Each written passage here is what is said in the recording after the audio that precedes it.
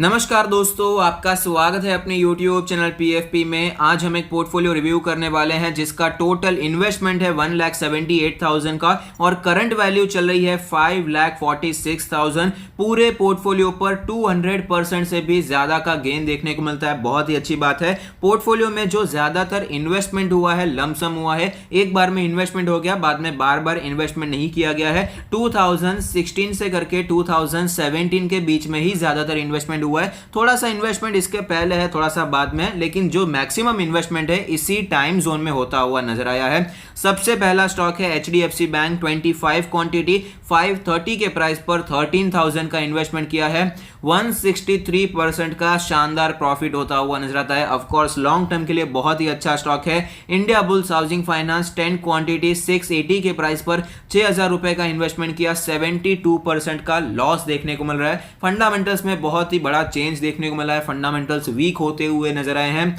Next stock है city union bank. 129 quantity 78 के price पर 10,000 का इन्वेस्टमेंट किया है। 111% का प्रॉफिट हमें यहां पर दिखाई पड़ता है। ऑफ कोर्स अगर आपको मिड कैप बैंक्स में निवेश करना पसंद है तो सिटी यूनियन बैंक एक बहुत ही अच्छी चॉइस है। नेक्स्ट HDFC लिमिटेड 9 क्वांटिटी 1150 के प्राइस पर 10,000 का इन्वेस्टमेंट, 112% का शानदार प्रॉफिट हो रहा है। हाउसिंग फाइनेंस में सबसे बड़ी कंपनी है, फंडामेंटली बहुत ही स्ट्रांग है। ऑफ कोर्स लॉन्ग टर्म के लिए कंटिन्यू किया जा सकता है। नेक्स्ट है मारुति सुजुकी। 4 क्वांटिटी 3846 के प्राइस पर 15,000 का इन्वेस्टमेंट किया है। 77% का शानदार प्रॉफिट होता हुआ नजर आता है। ऑफ कोर्स लॉन्ग टर्म के लिए बहुत ही अच्छा स्टॉक है। नेक्स्ट है यस बैंक। 168 क्वांटिटी 147 के प्राइस पर ऑलमोस्ट 25,000 का इन्वेस्टमेंट किया है। 91% का लॉस दिखाई पड़ता है। तो यहाँ पर सिचुएशन फिलहाल चेंज हो चुकी है। फंडामेंटल्स में बहुत ही बड़ा चेंज आ चुका है। फंडामेंटल्स बहुत ही तेजी से हमें यहाँ पर वीक होते हुए नजर आए हैं। मुथूट फाइनेंस में 123 क्वांटिटी 182 के प्राइस पर 22,000 का इन्वेस्टमेंट किया है। 500% से भी ज्यादा का प्रॉफिट हो रहा है। ऑफ कोर्स बहुत ही अच्छी बात है, बहुत ही अच्छा शेयर है। गोल्ड लोन फाइनेंसिंग में कंपैरेटिवली आपको रिस्क थोड़ा सा कम दिखाई पड़ता है दूसरे NBFC के कंपैरिजन में। लॉन्ग टर्म के लिए यहां पर कंटिन्यू कर सकते हैं। बजाज फाइनेंस 32 शेयर्स हैं। 364 के प्राइस पर 11,000 का इन्वेस्टमेंट किया है। 1,371% का शानदार प्रॉफिट हमें होता हुआ नजर आता है। ऑफ कोर्स बहुत ही बड़ी अच्छी बात है कि लोग यहां पर होल्ड भी कर पाते हैं, तो बहुत ही अच्छा स्टॉक है। ऑफ कोर्स लॉन्ग टर्म के लिए यहां पर कंटिन्यू करना ही चाहिए। नेक्स्ट है टाटा मोटर्स। 56 शेयर्स हैं। 475 के प्राइस पर 26,000 का इन्वेस्टमेंट किया है। 31% का लॉस हो रहा है, लेकिन फिलहाल सिचुएशन टर्न अराउंड होती हुई नजर आती है। इलेक्ट्रिक व्हीकल में ये कंपनी हमें डोमिनेट करती हुई नजर आ रही है। पहले तो बहुत ही वीकनेस बनी हुई थी, लेकिन कंपनी ने बताया है कि हम 3 साल में डेट फ्री होना चाहते हैं। तो ये कुछ पॉजिटिव चीजें हैं जिसके कारण स्टॉक ने भी एक अच्छा बाउंस बैक दिखाया है। पहले स्टॉक हमें 100 रुपए के आसपास ट्रेड करता हुआ नजर आता था। मार्केट में क्रैश आया, 60 रुपए तक देखने को मिला, लेकिन फिलहाल 300 के ऊपर हमें अच्छी तरीके से ट्रेड करता हुआ नजर आता है। तो यहां पर अभी आप कंटिन्यू कर सकते हैं। नेक्स्ट है विप्रो।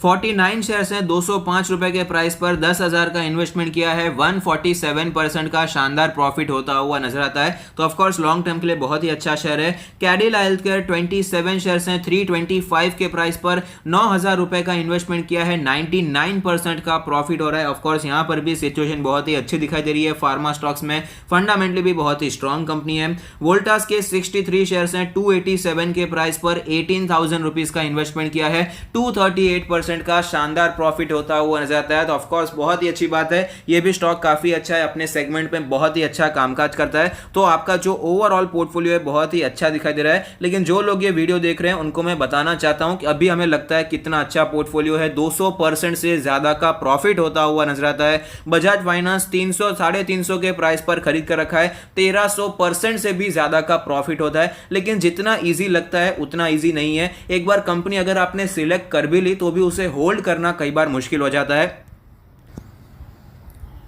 बजाज फाइनेंस में अगर 100% का प्रॉफिट हुआ, 200% का प्रॉफिट हुआ, पैसा 4 गुना हो गया, तब भी वो बेच सकते थे, लेकिन अभी तक वो होल्ड कर रहे हैं। तो यही होता है लॉन्ग टर्म इन्वेस्टिंग। जब तक आपको स्टॉक में ग्रोथ दिखाई दे रही है, कंपनी आपको ग्रो होती हुई नजर आती है, वहां पर आपको इन्वेस्टमेंट करते रहना चाहिए। यहां पर तो इन्वेस्टमेंट कंटिन्यू भी नहीं रखा है, जो एक बार इन्वेस्टमेंट किया था उसे बस होल्ड किया है। ये बहुत ही ज्यादा इंपॉर्टेंट है। और दूसरी बात ये भी है, यस बैंक आपको पता है 147 के प्राइस पर इन्होंने खरीदा है। फिलहाल इसकी प्राइस 13 रुपए हो गई है, लेकिन जब इन्होंने खरीदा था 147 से ऊपर जाकर ये 400 रुपए तक जाता हुआ नजर आया था, अपने ऑल टाइम हाई पर पहुंच गया था। तो यहां पर भी प्रॉफिट हो रहा था, लेकिन फंडामेंटल्स चेंज हो गए और आप देख सकते हैं फिलहाल 90% का लॉस हो रहा है। तो मैटर क्या करता है? मैटर ये करता है कि आपको अपने पूरे पोर्टफोलियो पर ध्यान देना है। किसी एक स्टॉक पर आपको बहुत भरोसा है, ये नहीं चलने वाला, क्योंकि कब सिचुएशन चेंज हो जाती है ये कोई नहीं बता सकता। और यहां पर भी मेरा सुझाव ये रहेगा कि आपके पोर्टफोलियो में अच्छे रिटर्न्स आ रहे हैं, बहुत ही अच्छी बात है, लेकिन आपने थोड़ा सा रिस्क ले लिया है। आपने बीएफएसआई सेक्टर में जो फाइनेंशियल स्टॉक होते हैं वहां पर ज्यादा इन्वेस्टमेंट कर दिया है, जैसे कि HDFC bank, India bulls housing, city union bank, HDFC limited, yes bank, Muthoot finance, Bajaj finance, ऐसे आपने इसी सेक्टर पर ज्यादा डिपेंडेंसी रख ली है।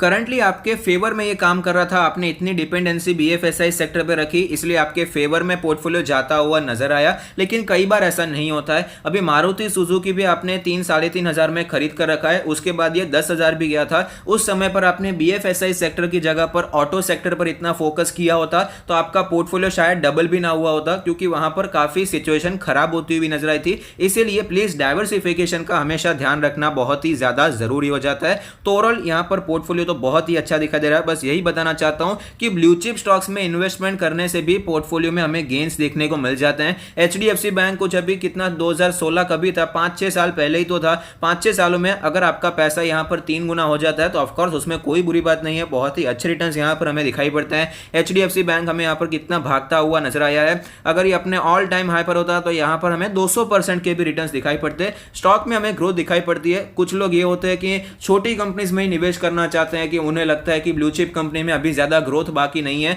लेकिन वो भी ग्रो होती हुई नजर आती है। जब तक कंपनी में ग्रोथ है, मैनेजमेंट अच्छा दिखाई दे रहा है, कंपनी ग्रो करना चाहती है, तब तक कितनी भी बड़ी कंपनी हो उसका कोई लेवल नहीं है, और भी कंपनी वो बड़ी होती हुई नजर आ सकती है।